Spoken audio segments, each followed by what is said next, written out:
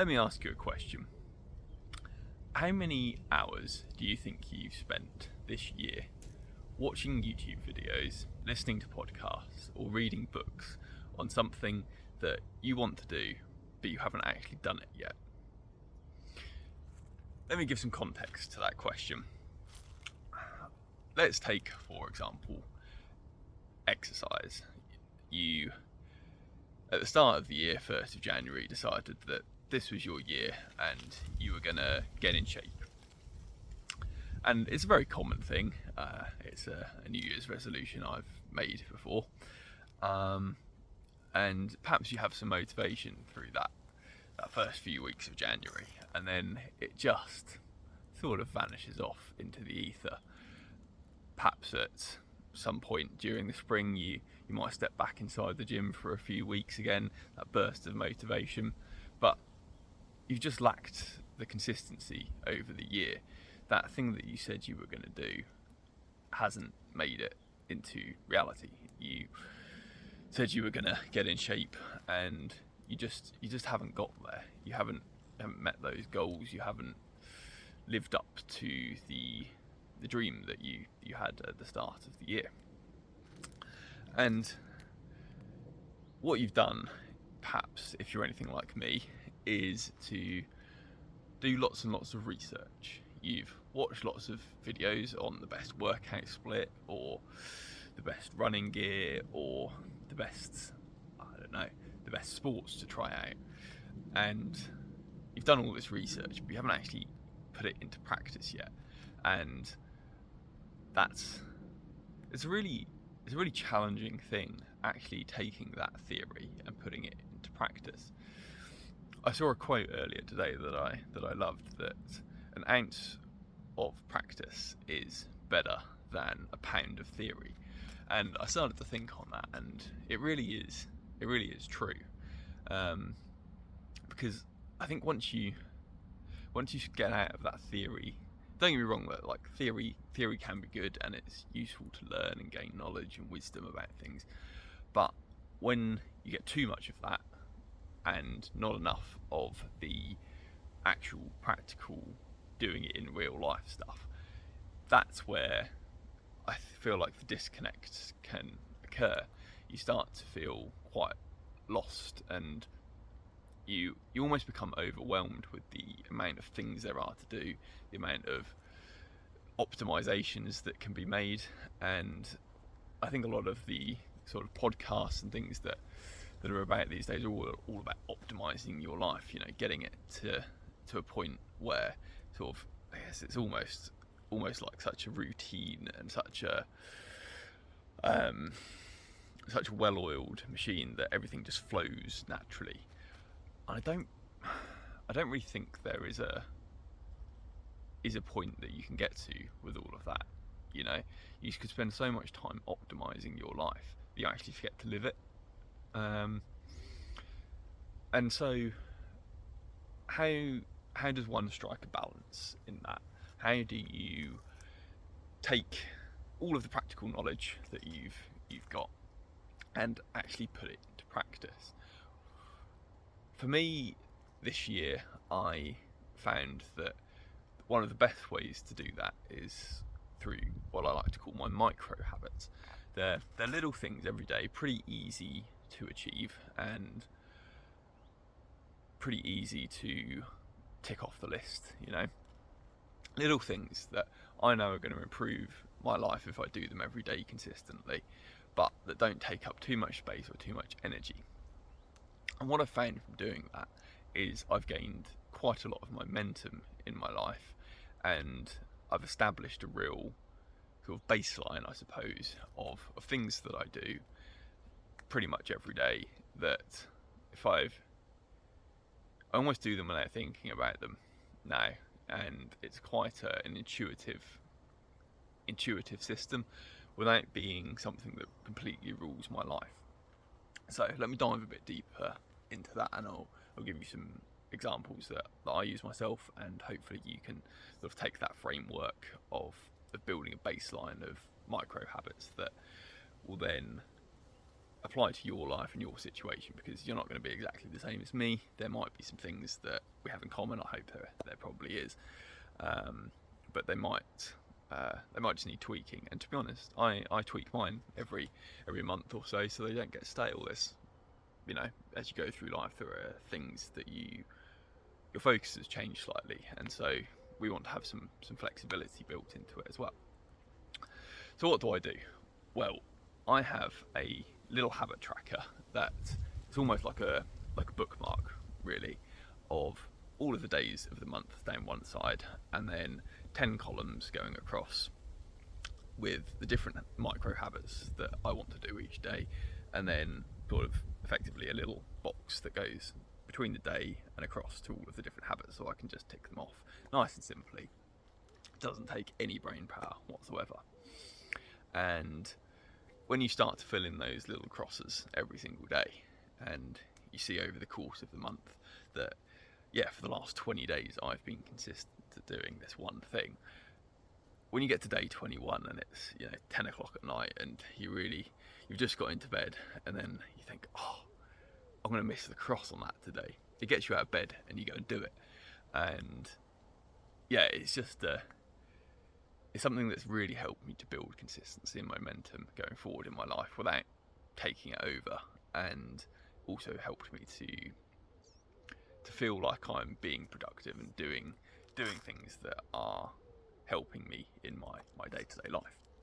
So how do I structure my micro habits? As I said, I have 10 columns. I have 10 different things that I focus on each month, and I tend to split those into 3 categories: health, mindset, or sort of mental things, and spiritual things. Or you could look at it as body, mind, and spirit is probably the easiest sort of umbrella to look at those terms in. And so for my health categories, I look at my hydration.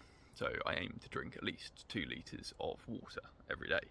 Now for me, that's pretty easy to achieve. I've got a big 2-litre water bottle that I fill up at the start of the day, and to be honest, normally it's gone by lunchtime. But it's a baseline that I know if I'm at least drinking 2 litres of water a day, I'm gonna be hydrated enough to function, and it's just good for my overall baseline health. I then tend to have something that looks like a dietary habit. So perhaps if I'm trying to put on weight in the gym, it might be a calorie target of say 3,000 calories a day, or if I'm trying to just focus on my general health, it might be eating my 5 fruit and veg a day. And just something simple like that almost gets built in to your daily routine really can help to give you something to focus on without being all-consuming, I suppose. Then in the mind category, quite often I'll have something like reading or creating something. So it might be that I want to do some writing or some world building for the fantasy world project I'm working on. It really depends kind of what I'm feeling that month, and quite often I'll leave it fairly open-ended and just put create on the as a micro habit, and then kind of depending what I decide to do that day, I get to tick off the creating something and getting my dopamine from something other than mindlessly scrolling YouTube. And finally, in the spiritual category, I have in the past had things like meditation or breath work in there, but recently I've turned to having some time that I spend reading my Bible every day, and also some time in prayer, which I found to really help me. And so I have this list of 10 different things that I want to kind of try and do every day, and I don't hit them all every day. There'll be periods where I perhaps miss one of the habits for a week, but overall it's a really nice visual guide to see what you're doing well at, what you might need to put a little bit more time and attention into, and it just gives you a really good baseline of life, I suppose. If you're looking after your body, your mind and your spirit with just things that don't take more than 5 minutes each to do a day. And quite often I will stack those habits as well. So for the health kind of things, one of my ones quite often is to have a cup of green tea every day, and another of my micro habits is to make sure I take my vitamins every day. So I'll stack those two together when I first get up in the morning, and it's in a nice easy 2 ticks to knock off. I then also have some physical exercise that I like to do every day. So one of my little things is like a quick push-pull legs every morning, which is 10 pull-ups, 20 dips and 30 bodyweight squats. And I'll try and tick that off. And quite often I'll pop out to the garage where my little home gym is and do those activities, those pull-ups, dips and squats, whilst I'm waiting for the kettle to boil. So by the time I've been up for 5-10 minutes, I've already knocked off 3 of those habits, and it's a really nice start to the day. It's a good little routine to be in without it being one of those morning routines that takes 3 hours. It's something I can knock out in 10-15 minutes, and then quite often I'll then build some of my other habits onto that. I like to have a bit of quiet time in the morning to myself before my day gets going. So not only have I hit some body type of habits, I'll then also quite often have my spiritual habits in that period of quiet in the morning, and I find that to be really useful for setting up my day as well. And so overall I use this framework to, I guess, organise my life a little bit, and I think it's something that you could probably apply to your life. You might want to change out some of the habits. You might want to, you'll have different goals to me, but take that baseline of ideas and turn it into a little micro habit, I guess, tracker or system that works for you, and just give it a go for a few days and see how you get on with it. I think you'll be surprised by how addictive trying to get all of the crosses off each day is, and it also keeps it when you're aware that you're recording this stuff and tracking it makes it more conscious in your daily thoughts and helps you to just get those habits ticked off. And yeah, I suppose it for me has really helped me to turn all of that theory that I was watching and consuming in the fitness space, in the spiritual space, in the on podcast, all that learning and overwhelm of knowledge, and actually reduce it down to something that I could do every day quite simply and didn't take over my life, but gave me a real sense that I was on the right track, I suppose. And so if you're feeling lost, if you're feeling like it doesn't seem to matter how hard you try, you just can't get any consistency or momentum, it's probably because you're trying to do too much.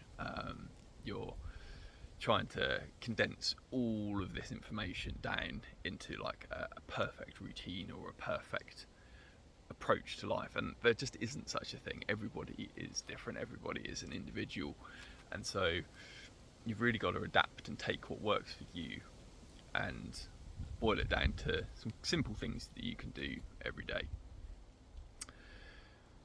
Now, another area that this has really helped me in is actually then cascading from these micro habits into slightly like larger macro habits because of the mindset shift. Now, this is a bit of a slightly more abstract concept, I suppose, but the more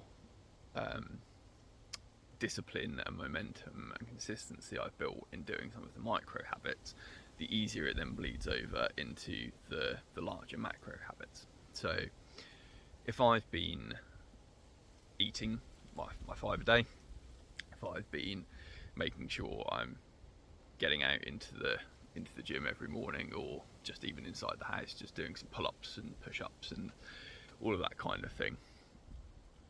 It creates a frame in my mind. It creates a character of this is who I am.